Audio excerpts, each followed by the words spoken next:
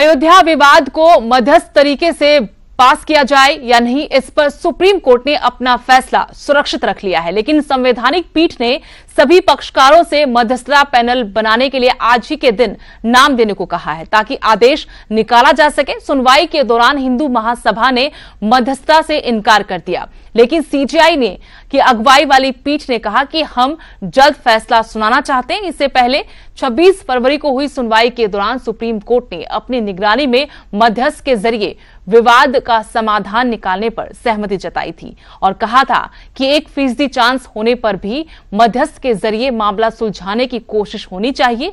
हालांकि अब देखना यह होगा कि अब फैसला क्या होता है।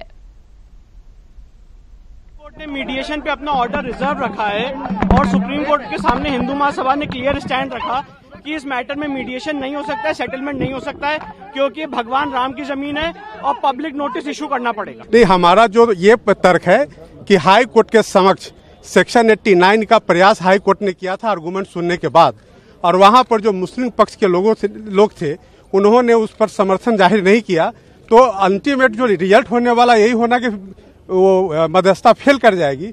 हम लोग चाहते कि अब किसी तरह का समय बर्बाद न हो और इस पूरे मामले पर कोर्ट का फैसला है। और अपनी तरफ से कहा गया, देखिए हम चाहते थे कि फास्ट ट्रैक कोर्ट बने, जल्द से जल्द निर्णय हो, लेकिन अगर नहीं होता, अगर माननीय कोर्ट सुप्रीम कोर्ट इस बात को कह रहा है, विकल्प दे रहा है मध्यस्थता के लिए, तो हम तैयार हैं कि मध्यस्थता किया जाए। केस तो चलता ही रहेगा, जो होगा देखा जाएगा, लेकिन मध्यस्थता के लिए भी हम तैयार हैं। हम चाहते हैं कि आपसी अगर जो सहमति के आधार पर अगर भव्य मंदिर का निर्माण होता तो इससे अच्छा कोई बात नहीं हो सकती। प्रधानमंत्री नरेंद्र मोदी ने अपनी निजी बचत से बड़े दान की घोषणा की है। पीएम मोदी ने 21 लाख रुपए कुंभ सफाई कर्मचारियों के समूह को दिए हैं।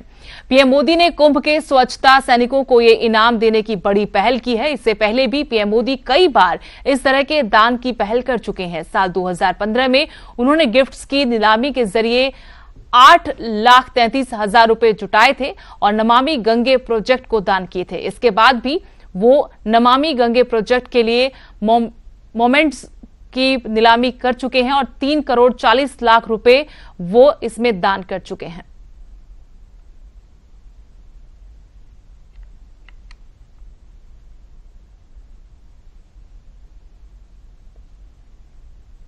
लोकसभा चुनाव की तारीखों का ऐलान कभी भी हो सकता है। हर दल इन दिनों चुनाव की तैयारियों में जुटा है, लेकिन चुनाव और अपने नुमाइंदों को लेकर क्या कहती है रोहतक की जनता, सुनाते हैं आपको।